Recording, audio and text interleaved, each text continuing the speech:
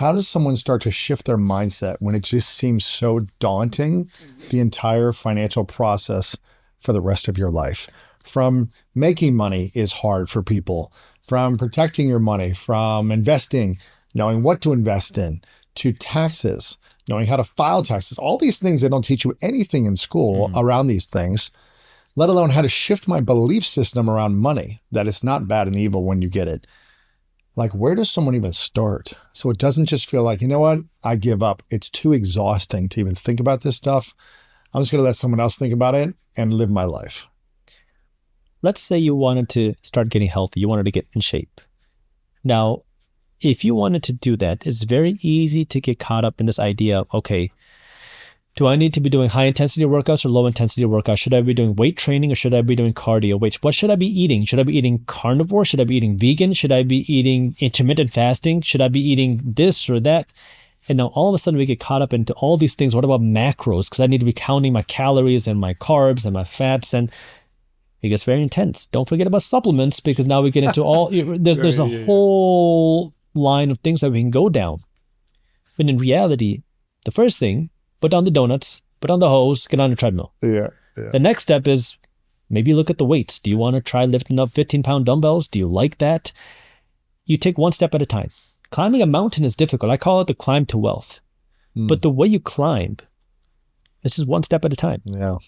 And you don't need to worry about the end destination. So, let me give you another example, because if you knew how hard it would be to build this company today, and if you knew that when you were 18, I'm just going to guess there's a chance, 50-50 chance, you might not start it if you knew all the stuff you'd have to go through.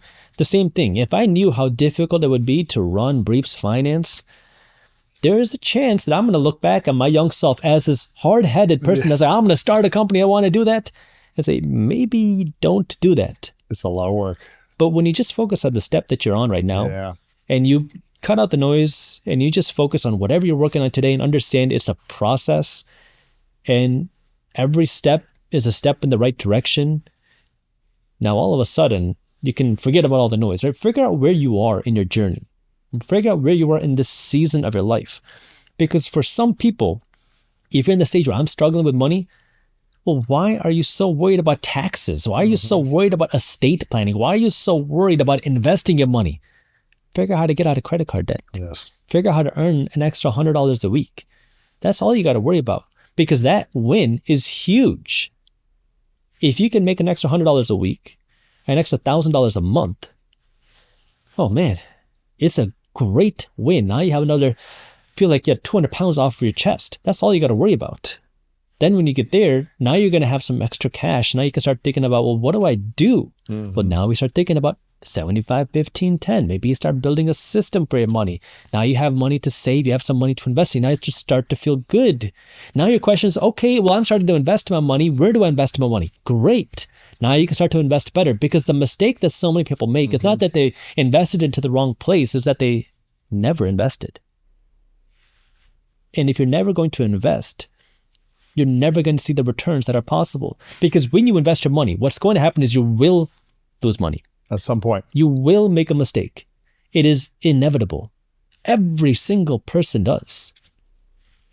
But if you're not willing to get back up and keep going, you're never going to see the success that you should have. But you got to be willing to try and get started. And if I can give one piece of advice, is cut out the emotions. You want to know who the best investors are? Then this is proven. The best investors are dead people, because they don't sell. And the problem that we have is that we get emotional and we make an investment thinking I'm going to be a long-term investor, and then the news says that the markets are crashing, this and that, and now we come in and sell. And now we lose. And this is proven. I'm not just saying this. This is a recorded thing that the brokerages of dead people have outperformed many living people. So you just got to get started one step at a time.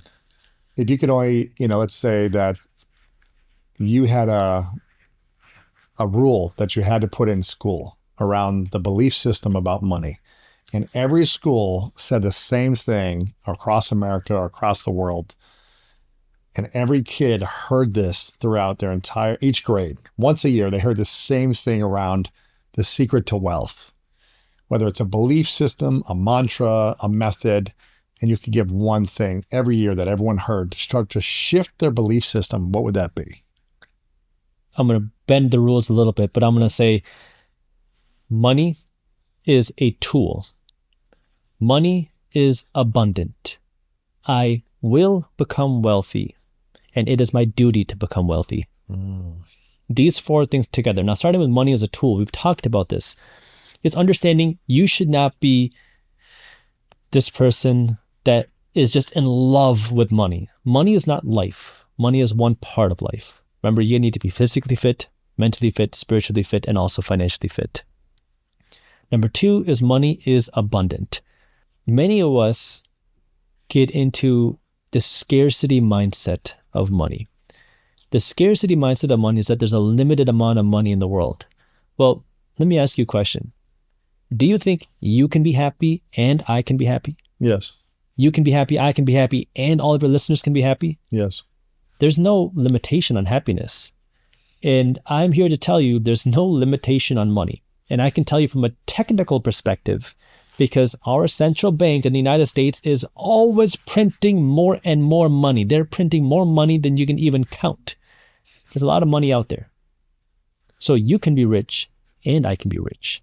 Because we start to think, well, if I give you $20, you gain $20, I lost $20. And that's a very limited way of thinking. Because what if I could give you $20, but I bought back 2 hours of my time? What if I give you $20 and I have the knowledge to make $200? What if I give you $20 and I got something worth $2,000 for me? Now you start to think in terms of value as opposed to just price.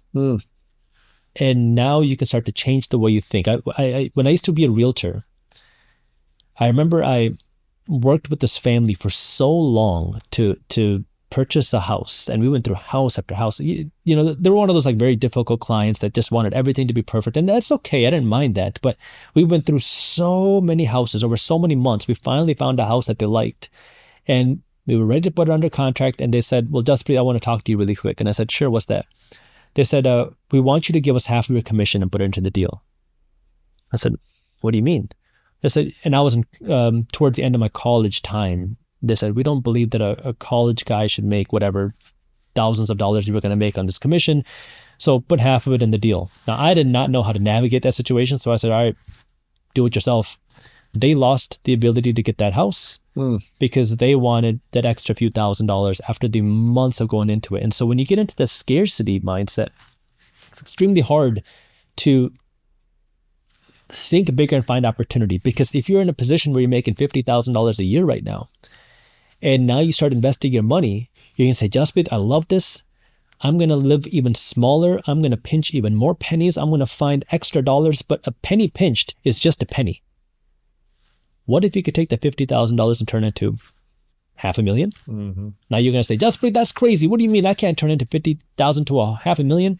Well, what if you started learning how you could do that?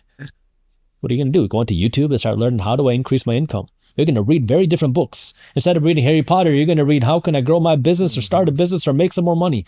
Now you start to reframe that conversation. And even if you fail by 50%, you went from 50,000 to 250,000. But you can start to see it's that scarcity of money, of changing from money is limited to money is abundant. Yes. That's the second thing. The second thing. Then the third thing is that I will become wealthy. And if you grow up believing that somebody like you from your situation who looks like you from your circumstances can never become wealthy because everybody tells you that you cannot become wealthy and you believe that you've been screwed over by the system, you're right. It'll never happen.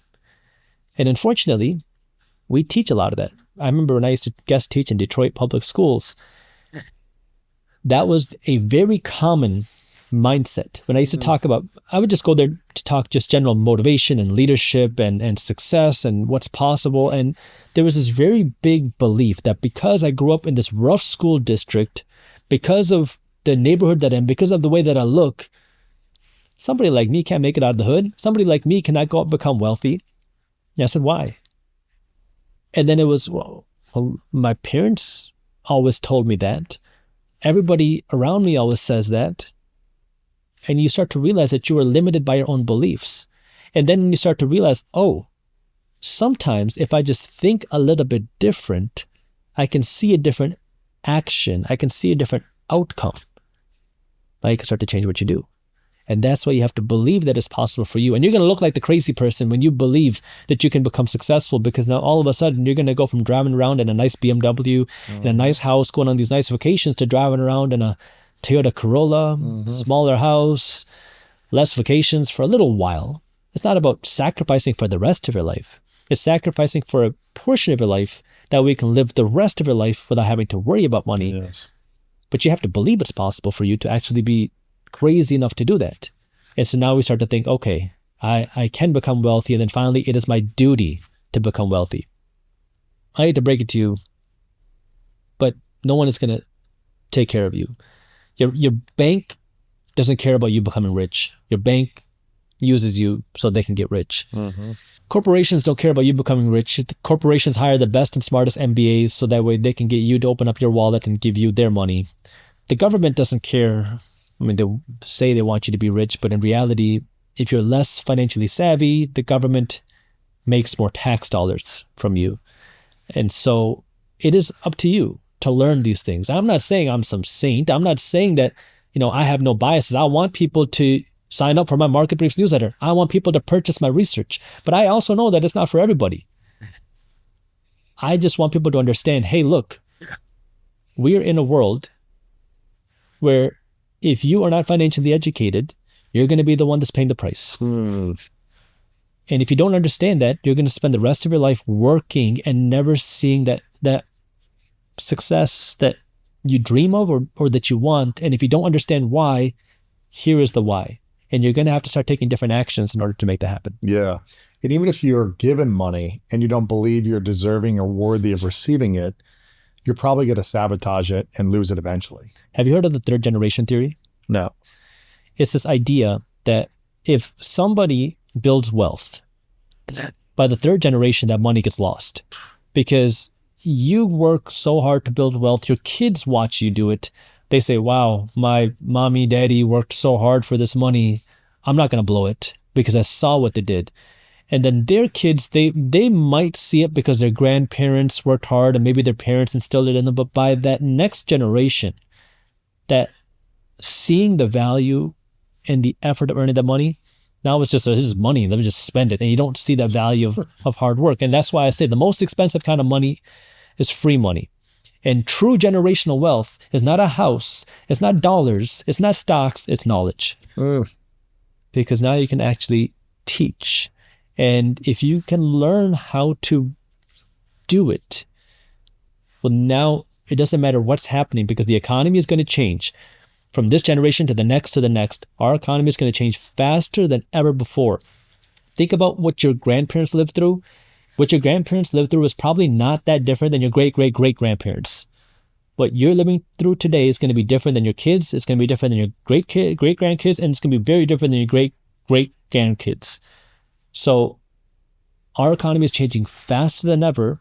And what's more important now than any type of generational wealth is that knowledge that you need to be able to learn and pass on. And if people want more of that knowledge, they want to stay informed on what's actually happening in the economy and the markets, they got to check out Market Briefs. It's your daily newsletter that breaks down the financial news that really matters in just a few minutes without the different fluff or the stress or the anxiety that's out there as well. So make sure you check out Market Briefs. Is that marketbriefs.com?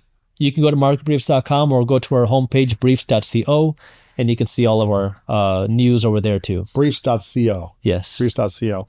You also have a workshop coming up, a free workshop coming up in March that you mentioned. We'll have that linked up unless there's a link that you know of it already. You can see it on our website. We'll put it below. If you're listening to this after March 18th, then you can also sign up for the wait list for the next one on the page. You got some great content as well over on social media, YouTube. So many great places. What's the main thing for you? Is it Instagram? Is it YouTube? What's the main place to go? YouTube. You can also check out my Instagram. Really, wherever you are, I'll find you there. We'll have it all linked up at briefs.co for sure. I've asked you your 3 truths and definition of greatness before. I want to mix it up. If you could only share one piece of advice to parents who are about to have children, or maybe who have young children right now, about how to pass on knowledge to their kids about what really matters around money.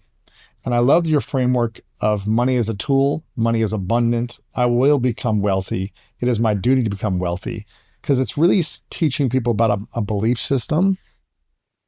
But how does someone, a parent, really pass down this belief system to their kids if all they've known is scarcity and fear and anxiety around money? I think the first thing and the simplest thing is changing your language. Mm-hmm. Because instead of saying, I can't afford it, I don't have enough money, never, ever, ever say that again. Instead say, we can't afford it yet. Yeah. I don't have enough money yet. Because now all of a sudden you open your mind, right? And you went from a closed sentence to, how can we afford it? Yeah. What do we need to do? And now you can start to have conversations. Number 2, encourage learning about money. I don't have a book. Maybe one day I will. I don't know. I've been pretty busy with what I do, but maybe one day. But I've got a book, Make Money Easy. Exactly. You know? Read Lewis's book, Make Money Easy. Yes. Check out YouTube videos. Watch them with your kids. There's a lot of cool information out there, and learn together. And then number 3, especially as you build that wealth, this one's going to sound harsh, but the easiest way to have an easy life is to have a hard life. Mm-hmm. Because when everything is given to you, life becomes extremely difficult. And obviously there's a balance here. Someone's going to say, Jaspreet, do you know what it means to have a hard life? You're going to be traumatized. I'm not saying traumatize your kids and close them in your basement like we were when we were young. I'm saying let them understand what it means to have hardship, to struggle, challenge, adversity, to work for them. And also teach people to be good people. Do community service to the kids. Go and serve others. And you're going to say, well, where do I do that? I don't care. You don't have to go to a soup kitchen. Go to Walmart, go to Meijer, or whatever they have here in California, Ralph's. Mm-hmm. Take $100, buy food, give it away. Mm-hmm. Because now you learn 2 things. Number 1, it takes effort to make the $100. And that giving away is helping somebody else. Mm-hmm. And there are many ways to give, but teach through example. Because that was one of the biggest lessons, like we've talked about in my religion, the Sikh religion, there's a very fundamental concept called seva, which is selfless service. And I'm very fortunate to have seen this growing up, that all people, rich people, middle-class people, poor people, get together to give in any way, shape, and form. Teach how to do that. Show how to do that. Go and just give, because it's going to show them that, hey, there's a happiness that you get out of serving and giving that you cannot get by buying stuff. Look, I'm not saying don't buy nice things. Have whatever the nice stuff you want, but there's a void that you get when you fill that happiness just by buying more materialistic stuff that you cannot fill unless you learn how to serve. Mm-hmm. And that is a special type of happiness. Thank you so much for watching this video. If you enjoy this and you want more inspirational content, make sure to click the subscribe button below and click right here to watch what's coming next.